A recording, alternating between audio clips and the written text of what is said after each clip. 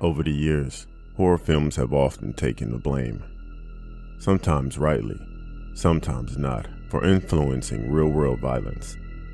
While today's understanding of psychology has helped quiet many of the old moral panics about movies corrupting society, there are still disturbing exceptions. In rare but very real cases, individuals have committed horrific acts that seem to echo the violence they saw on screen. Take 19-year-old Jonathan Cruz, who was reportedly inspired by the movie The Purge.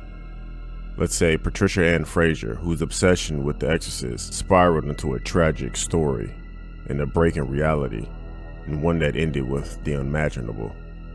These are a list of cases that just show how far the influence of fiction can reach. Some of these people were already deeply disturbed before ever pressing play. Others appeared completely stable until the violence they watched became a blueprint for what they would do next. In each case, it seems the horror didn't stop at the scream.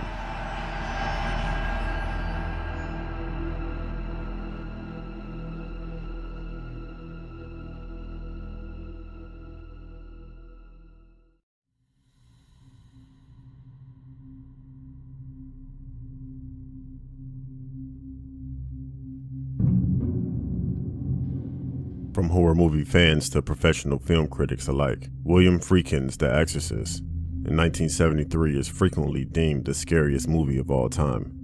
While the terrifying story of a little girl possessed by a demon named Pazuzu was filmed with realism in mind, it was never meant to be taken as fact. But in February 1980, it tragically was. In a testament to the film's chilling impact, Patricia Ann Frazier hadn't even seen the explicit version when it led to her kill. Catching the edited broadcast on CBS on February 12, 1980, the 34-year-old Wichita Falls, Texas woman spent the next 10 days in sheer terror, believing her daughter was possessed, so she took certain things from her body out. Local jurors were left at an utter loss and failed to reach a verdict in Frazier's initial trial that November. Her attorneys had argued that she truly believed her 4-year-old daughter was possessed by demons. Shown the exorcists themselves at a subsequent retrial in June 1981, jurors found themselves increasingly believing her. Wichita Falls District Attorney Tim Asen claimed Frazier had pulled the wool over everyone's eyes, alleging that Frazier had a history of beating her child and was so desperate to be free of the responsibility of motherhood that she took a certain organ out of her daughter. Jurors weren't convinced. However, ultimately the legal proceedings lasted for more than a year. Jurors debated that the merits of a defense rooted in insanity and the volatile impact of a film, while weighing the prosecution's stern reminder that Frazier was a conscious killer. Frazier was found innocent by reason of insanity and placed in the care of her mother, rather than in a mental institution.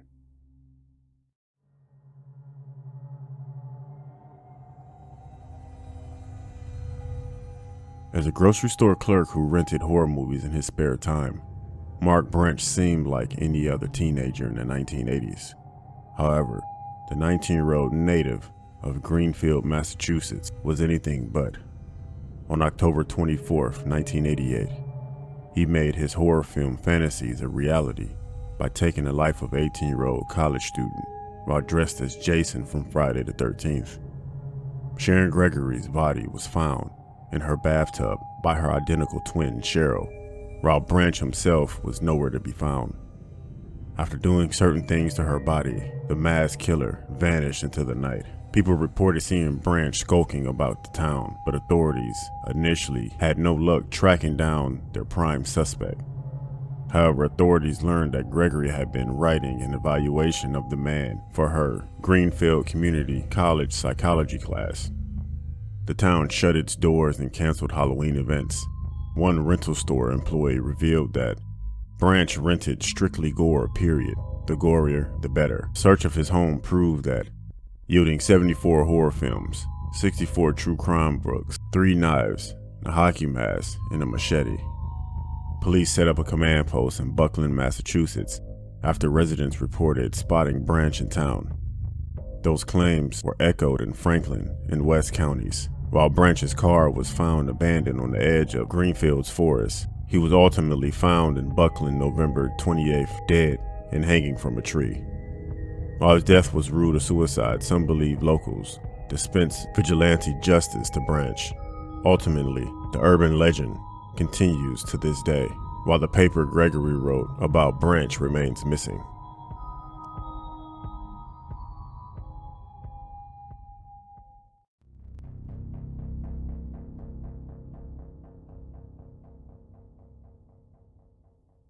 With its imaginative dream sequences and inventive kills, Wes Craven's A Nightmare on Elm Street in 1984 birthed a new icon of horror in Freddy Krueger.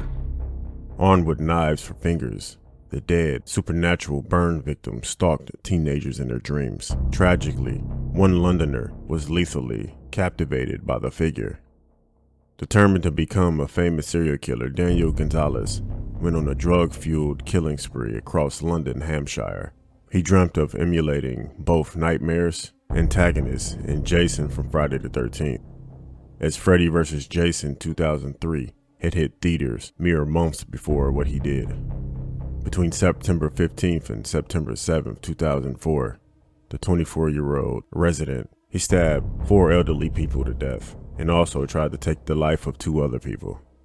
The disturbed horror movie fan had armed himself with large knives and a hockey mask. Gonzalez took the life of 76-year-old Derek Robinson and his 68-year-old wife, Jean of Highgate. The horror fan also took the life of 73-year-old Marie Harding in Worthing success, before taking the life of 46-year-old Kevin Malloy of Tottenham. Peter King and Kumis Constamino, 61 and 59 respectively, survived Gonzalez's attacks.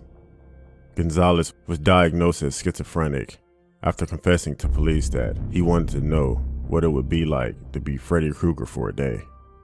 Prosecutor Richard Horwell claimed Gonzalez had tried to convince psychiatrists that he was insane to avoid murder charges. The defendant's mother, Leslie Savage, argued that her son was denied medical care for months before the attacks. She had desperately written to Britain's National Health Service for help.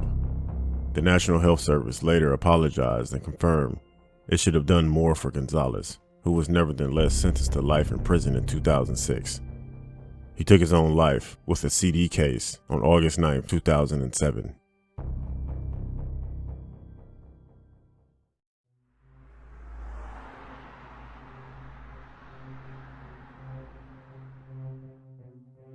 Martin Bryant grew up without any friends, bullied and resentful. The socially awkward loner from Hobart, Australia, would curse his peers and brag about his family wealth. His only refuge was horror films and diving outings with his father. His IQ of 68 and learning disabilities had isolated him as a child, and he was only diagnosed with Asperger's when he got to prison. The troubling signs had been there all along. However, as he did certain things to animals in his youth, he grew fond of sexual films with humans and animals and became obsessive over Child's Play 2, which was made in 1990. It was said that he loved Chucky and used to go on about it all the time, his girlfriend said. She said it comes to life and it has to unalive this boy so it can be real. There was a phrase in that movie that he used to say all the time, "Don't F with the Chuck." He used to get excited when he'd say that. He would think that he was really cool when he would say that. After completing his special education curriculum, Bryant worked as a gardener and met a wealthy 59-year-old, Helen Harvey, in 1988. The 21-year-old soon moved in with her and inherited over $470,000 when she died in a car accident that Bryant survived. In 1993, his father was found mysteriously drowned with a diving weight belt around his neck and the inheritance left to Bryant. Martin Bryant was 29 years old when he took the life of 35 people on April 28th and 29th, 1996.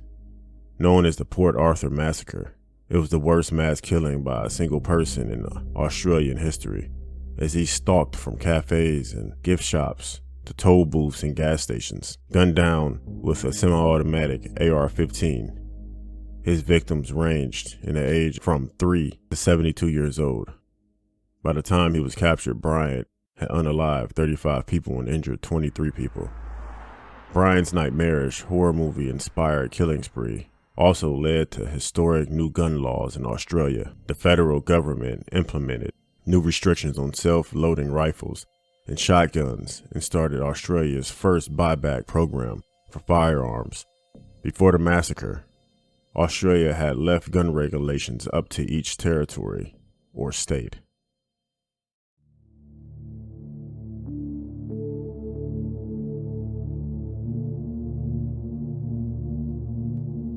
Scream revolved around two teenagers who embarked on a killing spree that subverted famous horror movie tropes. It begins with taking the life of a high school girl portrayed by Drew Barrymore, and centers on a classmate whose mother was murdered. Mario Padilla's plan appeared glaringly similar. Inspired by Scream in 1996 and Scream 2 in 1997, the 17-year-old convinced his 14-year-old cousin Samuel Ramirez to help.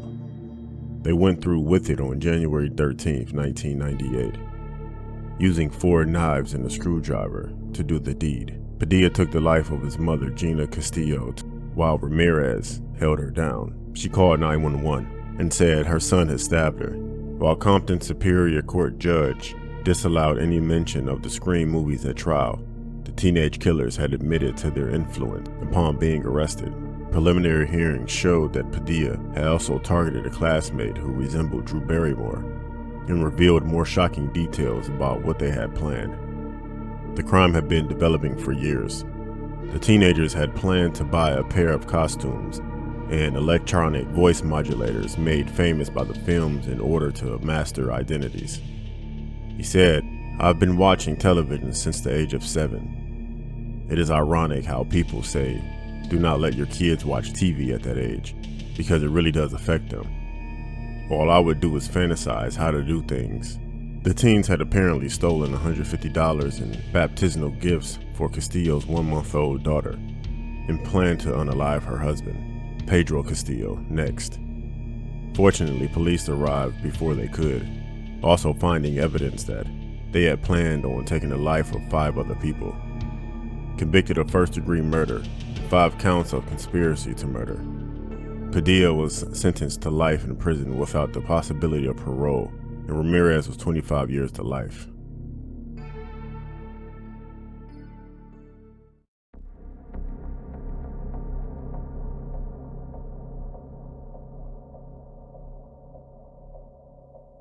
Inspired by the political divisions of contemporary America, James DeMonico's The Purge 2013 explored what the United States would be like if citizens were legally allowed to annually commit crimes for half a day. For 19-year-old Jonathan Cruz of Indiana, that premise was taken as advice. Armed with a handgun, the self-professed leader of the local Bloods gang shot 3 men between May 12th and May 15th, 2016. From Billy Boyd and Jay Higginbotham to Jose Alberto Ruiz. All of the Cruz's victims were chosen at random. Police found Boyd dead of 2 gunshots on North College Avenue in the early morning of May 12th, and found Higginbotham shot several times on North Denny Street a few hours later. Ruiz's body was found on the river's seat of Pontiac on North Linwood Avenue.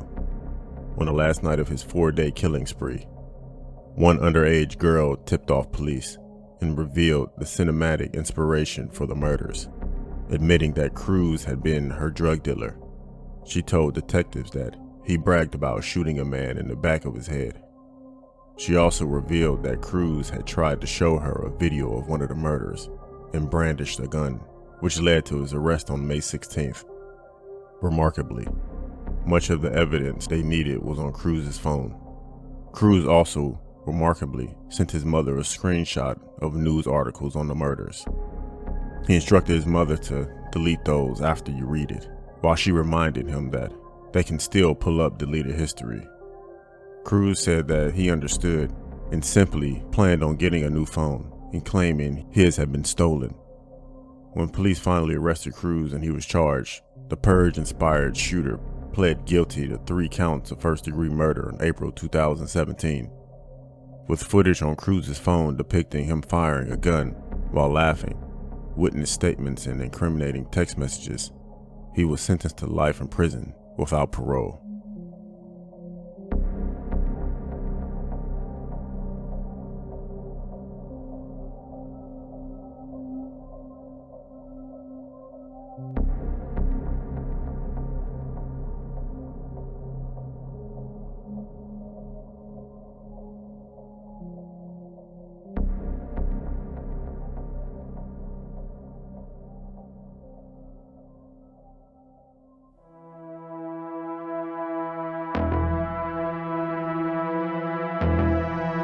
Nightmare Files.